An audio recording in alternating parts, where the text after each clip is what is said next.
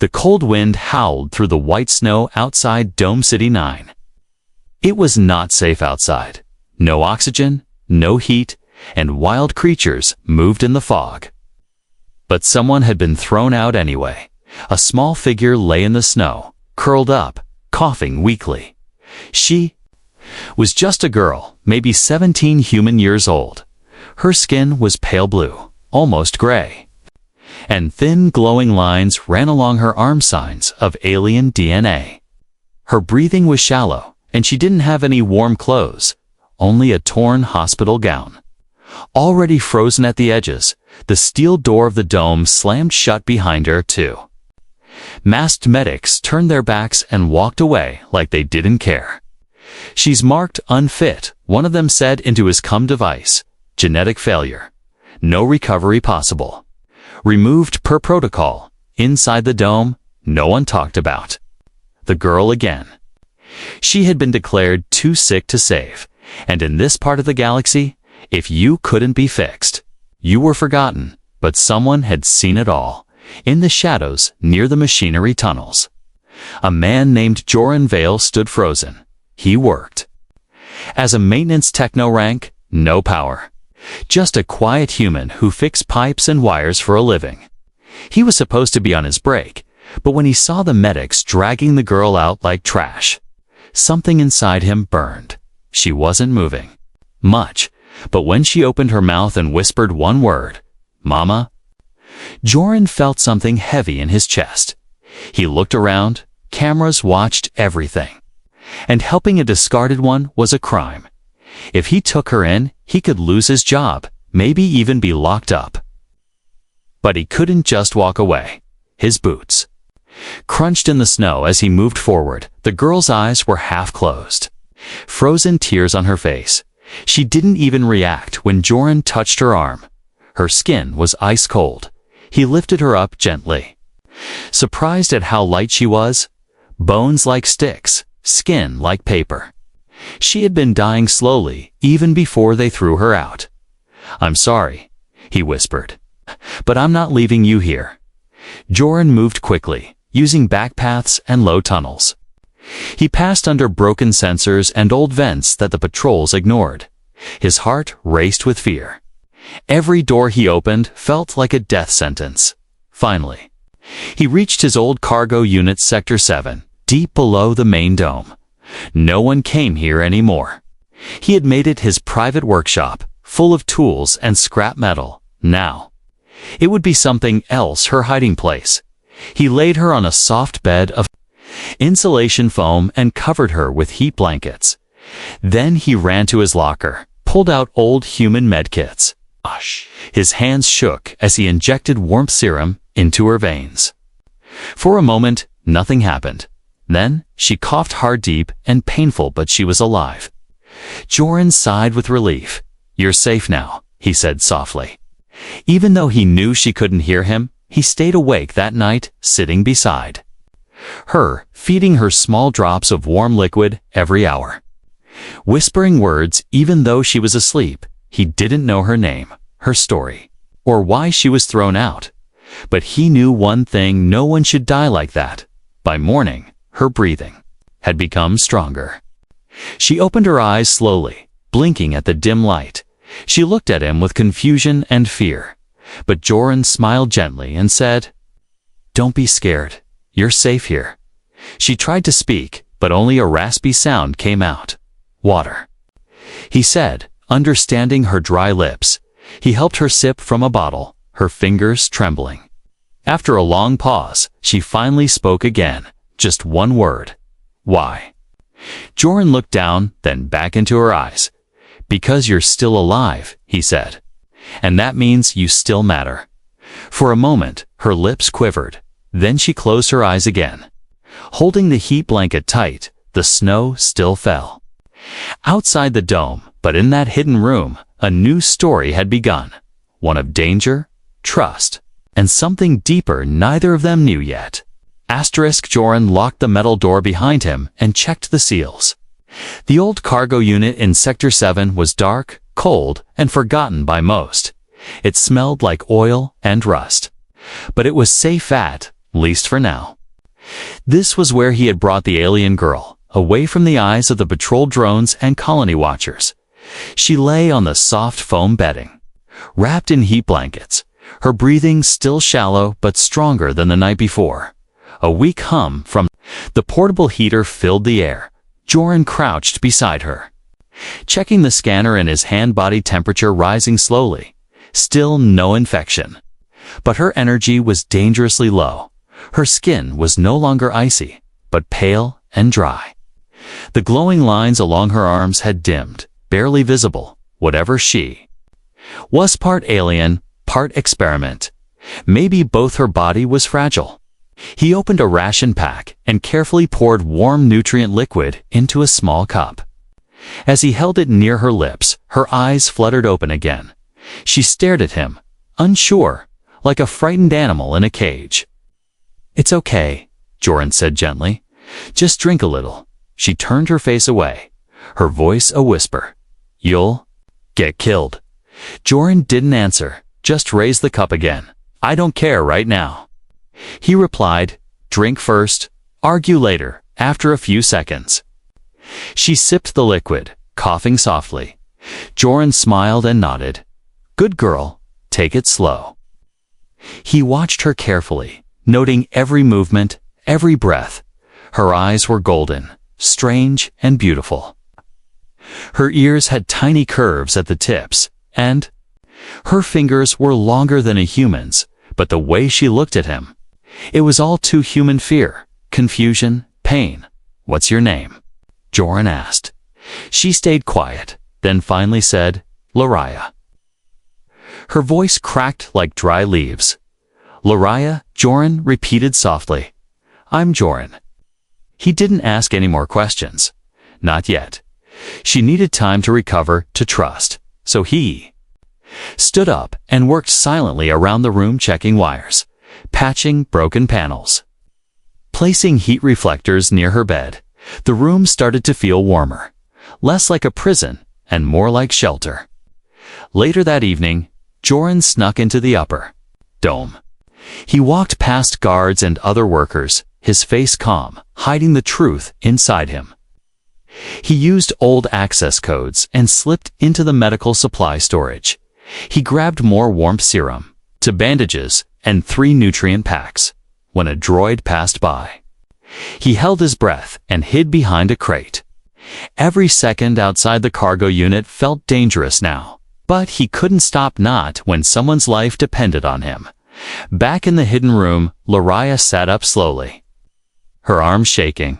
She looked at the strange wires and metal scraps around her. She saw the man return, sweating and tired, holding more supplies. "Why are you helping me?" she asked softly. Joran put down the packs and met her eyes.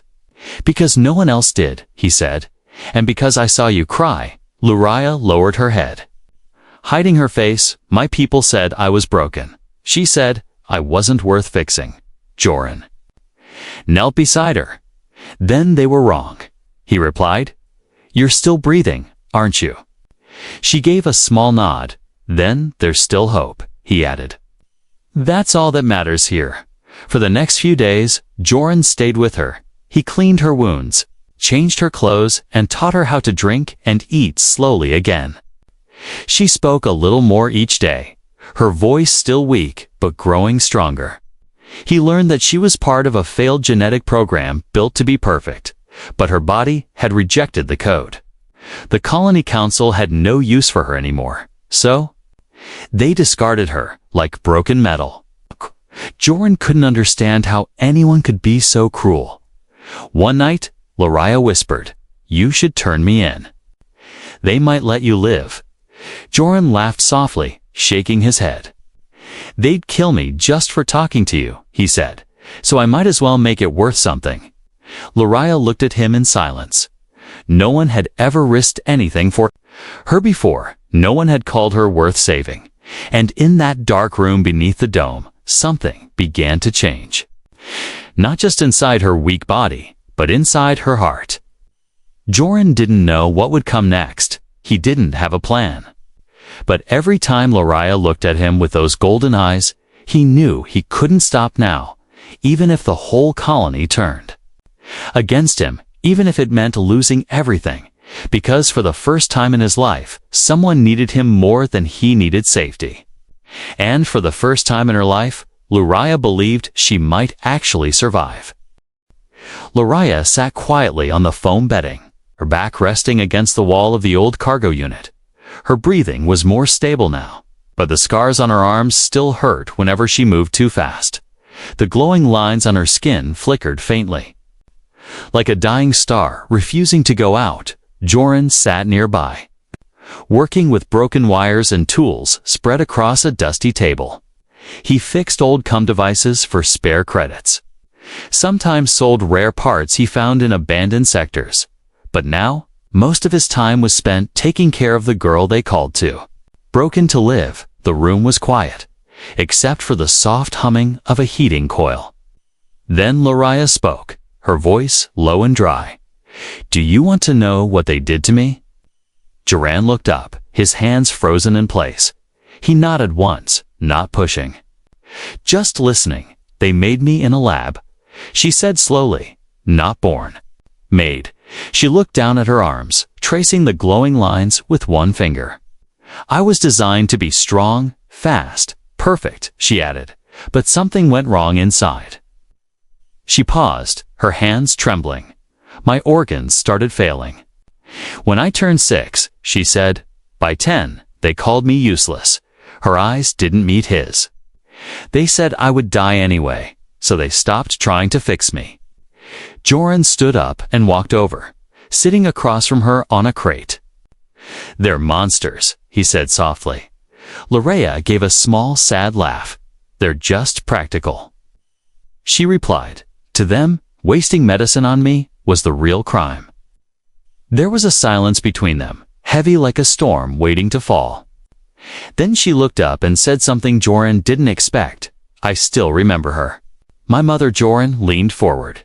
"She used to hold me when the machines hurt." Luraya whispered she'd cry but never let go. One day, she continued. "They told her I wouldn't live past another week, so she kissed my forehead and said, 'If they let me, I'll come back for you.'" Luraya's eyes became glassy. Her voice cracked, but she never came back. She said, "I waited every day. Until they put me outside." Joran felt his throat tighten. He didn't know what to say, so he just placed his hand gently over hers. It was a simple touch, but it was the first time in her life someone had touched her without fear or gloves or cold metal. She looked at his hand in surprise, then slowly wrapped her fingers around his. In that moment, she felt warm, not because of the heater, but because someone saw her as a person, not a failed project. Later that night, Joran surprised her with a gift. He had fixed an old music device and uploaded human songs onto it. He placed the earbuds gently in her ears and pressed play. The soft sound of a piano filled her head, followed by a gentle human voice singing about stars, pain, and hope. She closed her eyes, her fingers twitching to the rhythm. "What is this?" she asked, smiling slightly. "Earth music," Joran said. "It helped me when I felt alone." The next few days passed in quiet rhythm. Luraya's strength returned slowly, her cheeks showing a little color. She started walking around the room, touching the strange tools, asking questions, laughing softly sometimes. One afternoon, Joran gave her a long coat and a hood. "We're going out," he said. Luraya's eyes widened. "Outside." "It's not safe," she whispered. "Just for a few minutes," he smiled. "You deserve to see the sky again." They left through a hidden tunnel that opened near the outer dome wall. Above them, the sky was dark blue, lit by the twin moons of the planet. Snow fell gently. Not dangerous this time, just quiet, beautiful. Luraya took slow steps into the open air, her face tilted upward. "I forgot how big the world is," she whispered. But then a voice shouted in the distance, "Hey, who's there?" A young patrol guard had spotted them from across the industrial yard. Joran cursed under his breath. grabbed Luraya's hand, and ran. "Come on." They dashed through snow and metal corridors, slipping between stacks of old cargo crates. The guard fired a warning shot, the blast hitting a wall near them. Luraya screamed, stumbling. Joran scooped her up and ran faster, his breath sharp and painful. They reached the hidden door just in time, sliding it shut as the guard's flashlights scanned past. Joran locked the door. Panting, Luraya sat on the floor, her hands over her ears. I'm sorry," she said. "I shouldn't have gone out." Joran knelt beside her, wiping a smear of blood from her knee. "Don't be sorry," he said gently. "You're not a prisoner, Luraya. You're alive," and for the first time, she believed it, even if just for a moment. Days passed since the chase, but the fear still lived in Luraya's heart. Every sudden sound made her flinch.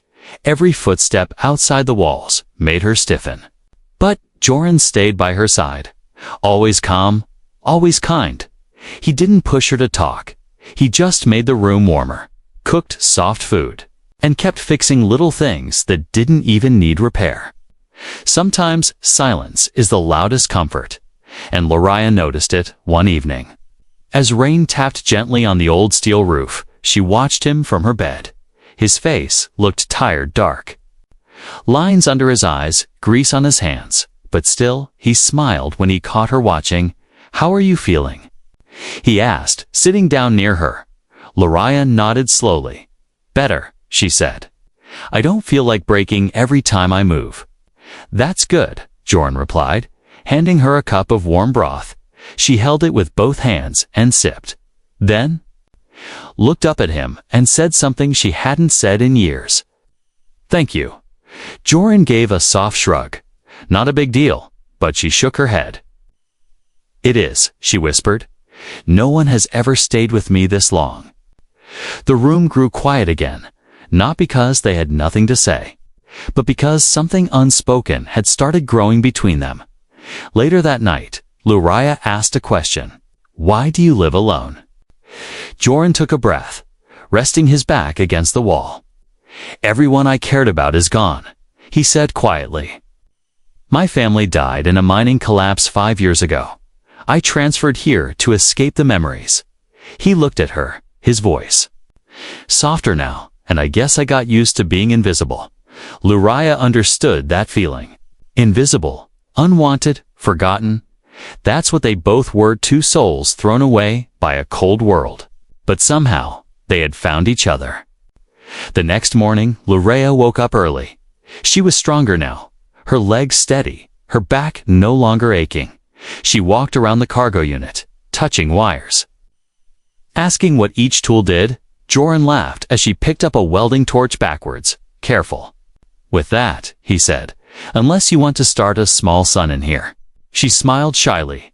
"I want to learn," she said. Joran nodded. "Then I'll teach you." And just like that, a new rhythm began. He showed her how to weld safely, how to repair old cables, and how to read power meters. She picked things up quickly, her long fingers fast and clever. In return, she taught him things too: how to read the glowing lines on her skin as energy patterns, how her body could sense magnetic fields, and how her people used sound and emotion to communicate deeper feelings. Joran was amazed. "You're not broken," he said one evening.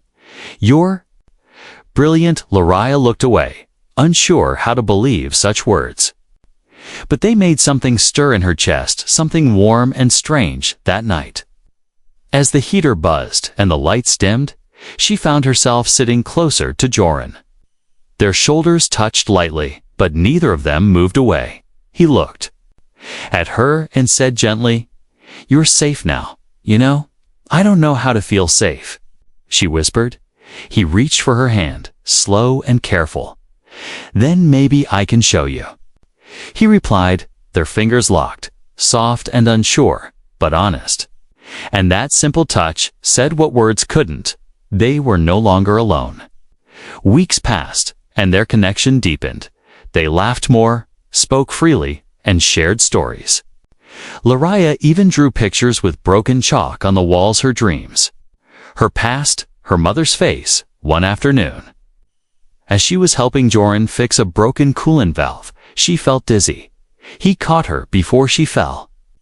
"Whoa," he said, placing her down gently. "You okay?"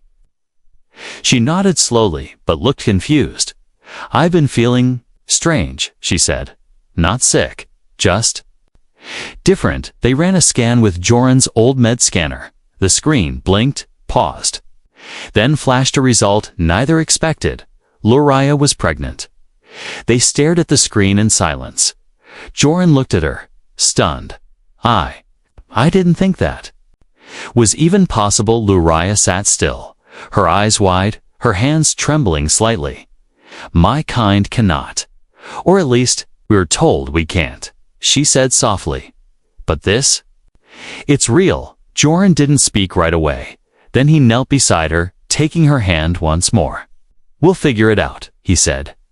Together, and for the first time, Luraya didn't feel like a failed experiment. She felt human. She felt loved. And she felt alive.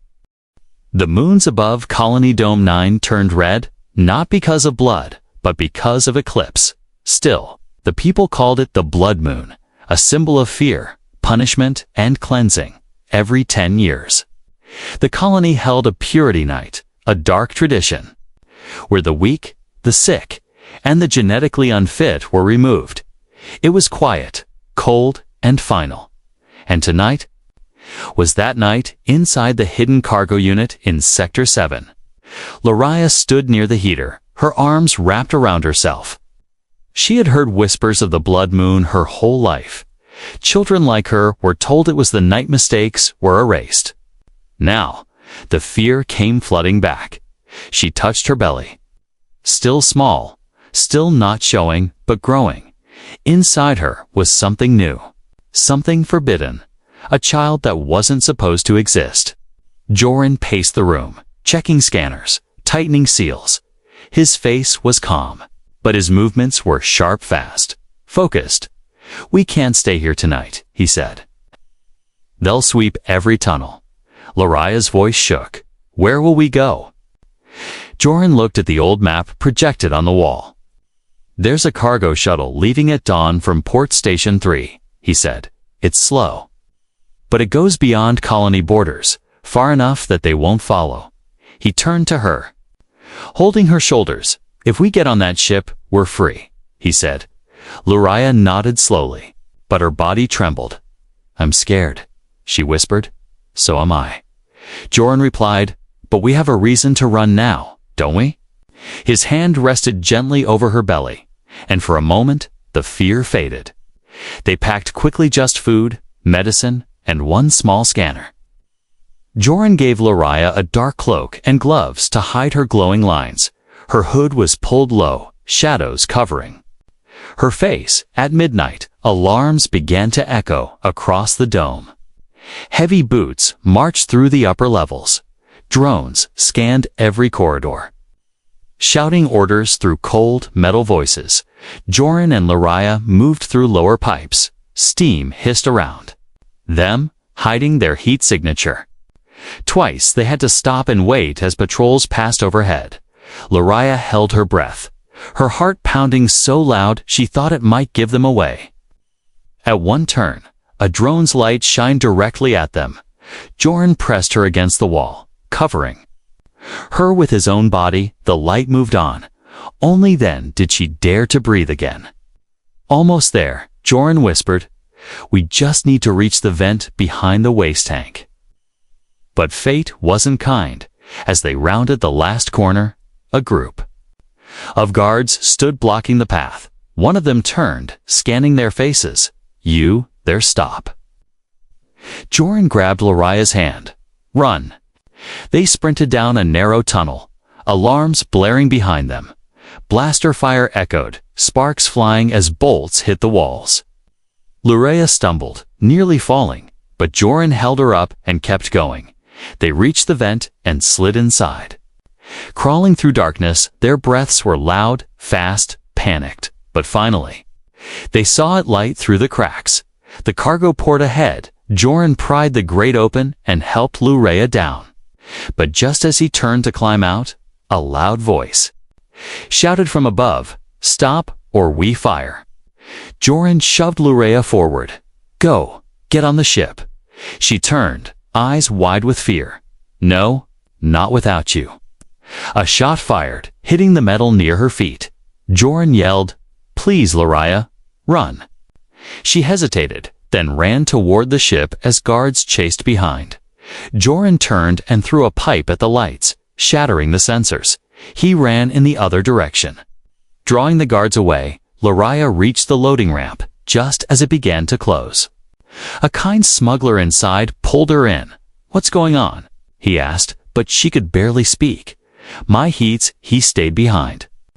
The ship lifted off slowly, its engines rumbling through the window. She saw flashing lights in the tunnel's blasters firing, shadows moving, then nothing. The smuggler gave her a warm blanket. "Rest," he said. "You're safe now, but—" Lurea didn't feel safe. Not yet. Not without Joran. Hours passed, and the ship reached a quiet spaceport far from the colony. Lurea sat in the back corner of the cargo bay. Curled up, she placed her hand on her belly.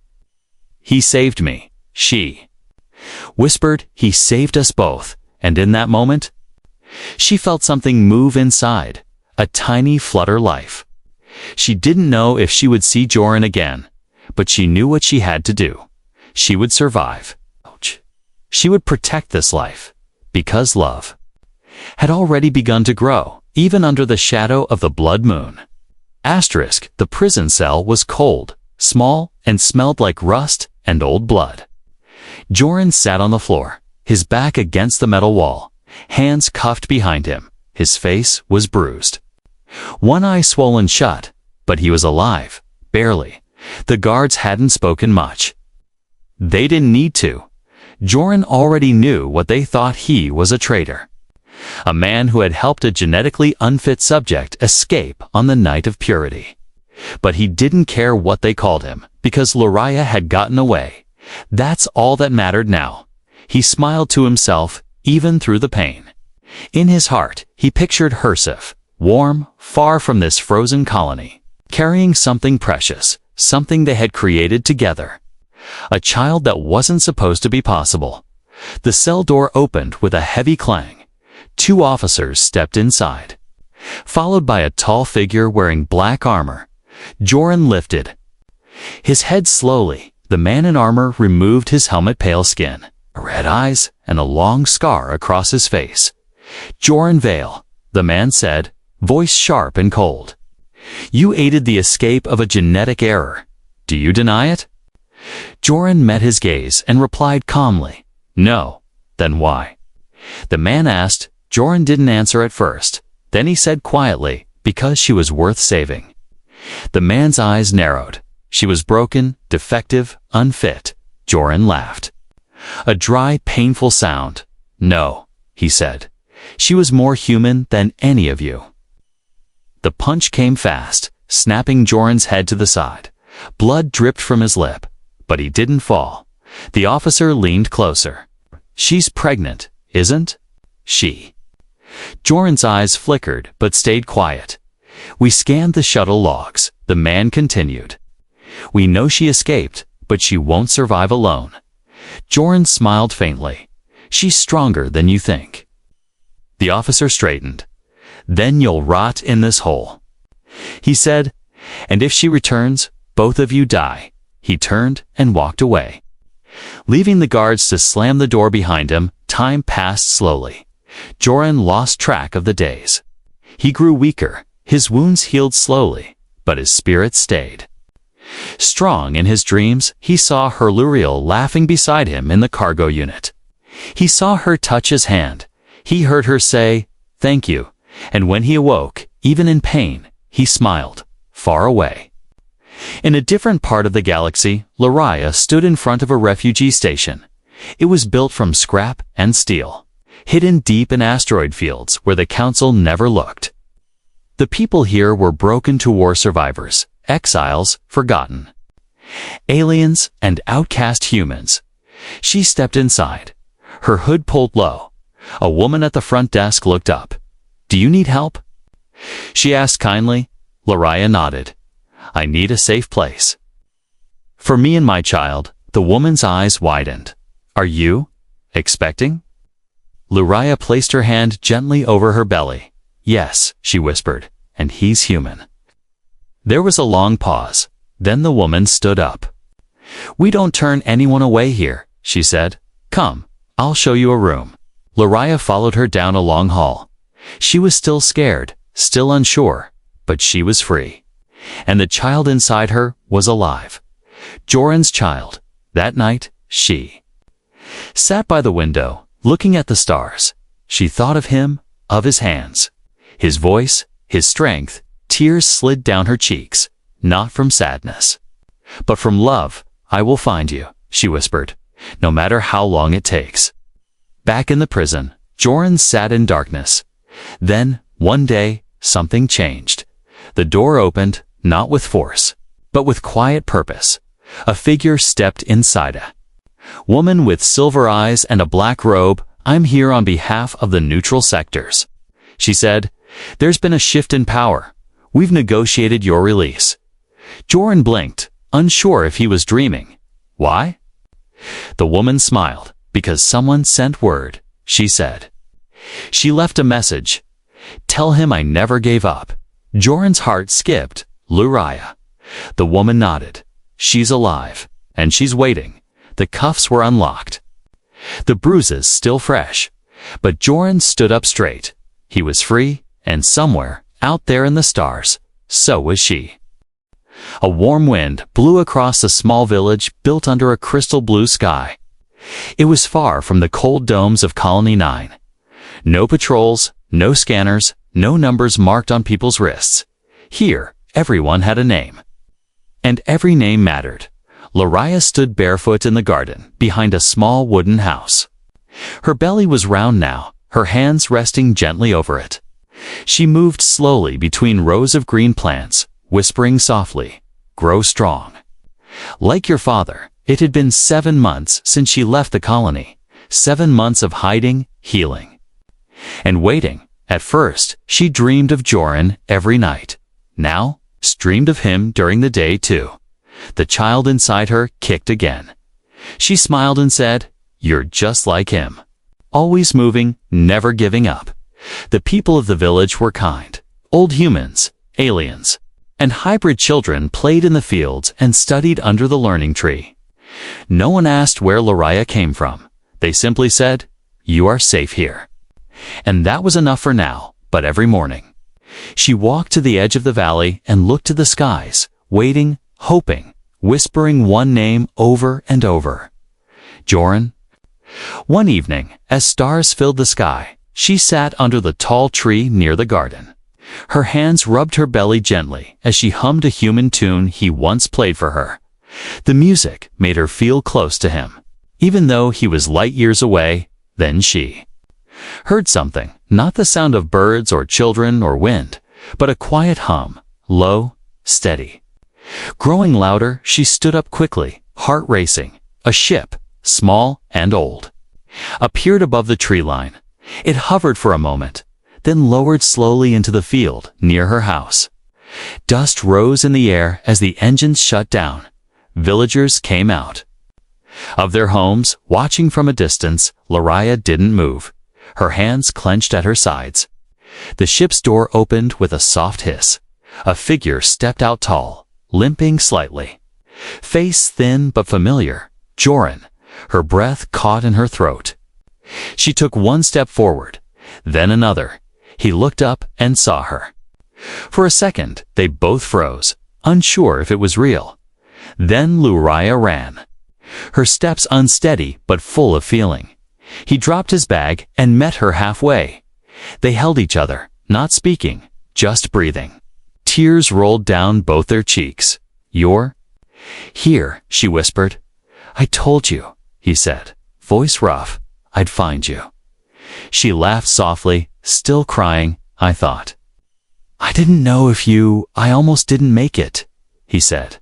"But I kept hearing your voice in my head." Telling me to survive, they sat under the tree, hand in hand. Joran touched her belly gently. You feel that? She asked, smiling. She kicks harder when she knows you're near. Joran looked at her with wonder in his eyes. She? Lariah nodded. I wasn't sure until the last scan. But yes, it's a girl. He leaned his forehead against hers. She's ours, he whispered. Not a weapon, not an error, not a mistake. Just ours. That night, the village lit small lanterns in celebration. The people danced, played music, and welcomed Joran like a long-lost brother. He shared stories of the colony, of escape, of survival, and the villagers listened, their eyes wide with hope. Later, Joran and Lariah sat on the porch, wrapped in a blanket. The stars above twinkled gently. She rested her head on his shoulder. I want her to grow up free. Lariah said, she will. Joran replied, no scanners, no cages, no labels, she added. Only love, he said, and maybe a little welding if she's anything like us. Lariah laughed. She already kicks like a mechanic. The child stirred again, as if responding to their voices. A small foot pressed against Lariah's ribs. Joran placed his hand over it and smiled. Strong heartbeat, he said. That's my girl. They sat there until morning, watching. The stars fade into light in this quiet place. Where hope had bloomed out of darkness, they had found peace, not just for themselves, but for the child who would one day hear the full story of a girl thrown away, of a man who refused to let her die, and of the love that grew between them. A love strong enough to bring new life into a broken galaxy. A child born not from science or systems, but from sacrifice, trust, and something powerful even machines couldn't understand: hope.